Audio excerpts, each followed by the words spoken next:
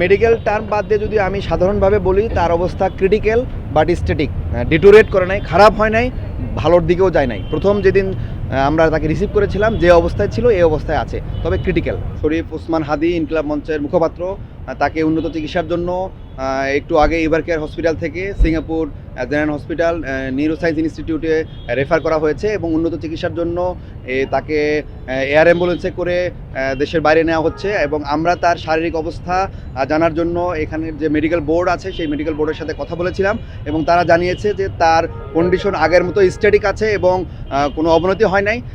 তার পালস 69 ছিল, blood pressure 100/60 ছিল এবং অক্সিজেন স্যাচুরেশন 99। তার কিডনি ফাংশন আগের মতোই নর্মাল ফাংশন মেনটেন করছে। তার ফুসফুসে যে সমস্যা ছিল সেগুলো আগের মতোই আছে, কিন্তু নতুন করে ডিটোরেট করে বা কোনো ইনফেকশনের সাইন পাওয়া যায় নাই। তার ব্রেনের যে কন্ডিশনটা ছিল আমরা জেনেছি যে আজকে নতুন করে কোনো সিটি স্ক্যান বা কোনো ধরনের পরীক্ষা করা হয় নাই, তবে তার ব্রেনের যে নর্মাল আগের যে কন্ডিশন ছিল, তার পিপিলটা যেভাবে ছিল আগের মতো তার GCS3 আছে।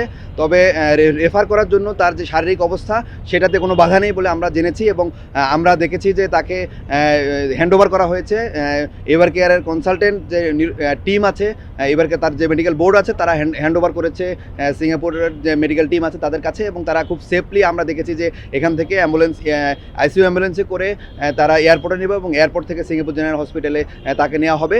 এবং আমরা ওখানে সিঙ্গাপুর জেনারেল হসপিটালের ডক্টরদের সাথে কথা বলেছি, আমাদের কানেক্টিভিটি যারা আছে তারা বলেছেন যে ওইখানে উন্নত চিকিৎসা নিতে আমাদের আসলে দেশের সাথে খুব বেশি হয়তো পার্থক্য হবে না, তবে আমরা দেখেছি যে বাংলাদেশের যে ইনফেকশন যে রেট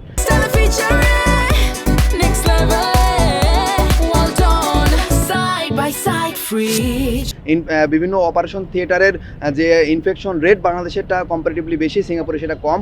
এবং আমরা আসার যে কথাগুলো আমরা বলেছি যে এরকম আসলে রোগীর ক্ষেত্রে আসলে নিউরোসার্জিক্যাল আউটকামটা কী হবে, আমরা একজন নিউরোসার্জারি ডক্টর হিসেবে বলতে চাই যে আউটকামের ক্ষেত্রে আসলে আমি যদি ডক্টর হিসেবে বলতে চাই তাহলে হয়তো খুব বেশি আশা আমরা দেখতে পাচ্ছি না। তার নিউরোসার্জিক্যাল যে রেসপন্সটা প্রথম যেভাবে আছে ঠিক এখনও হিসেবে আছে, কিন্তু একজন অ্যাক্টিভিস্ট হিসেবে এবং জুলাইয়ের পক্ষে শক্তি হিসেবে আমি দেখছি যে অনেক কিছু মিরাকেল হতে পারে। আমরা দেখেছি এর আগে জুলাই আগস্ট মাসে ঢাকা মেডিকেল কলেজে আমরা এরকম অনেক রোগীর অপারেশন করেছি, যাদের বুলেট ইঞ্জুরি হয়েছিল, ব্রেনে বুলেট লেগে এক পাশ থেকে আরেক পাশে চলে গিয়েছে, তাদেরও কিন্তু আউটকাম আমরা দেখেছি যে কিছু কিছু ক্ষেত্রে রিভার্স করেছে। এবং আমরা দেখেছি কাজল নামে একটা রোগী আমরা অপারেশন করেছিলাম নিউরোসায়েন্স থেকে, তাকে রেফার করা হয়েছে, সে কিন্তু এখন হাঁটাচলা করে। তো এইসব ক্ষেত্রে আমরা আসলে আশা দেখতে পাই যে আসলে আমরা চাই সবাই এবং দেশবাসীর দোয়া আছে এবং আপনাদের সবার দোয়া আছে যে ওসমান হাদি আবার কামব্যাক করবে ইনশাল্লাহ।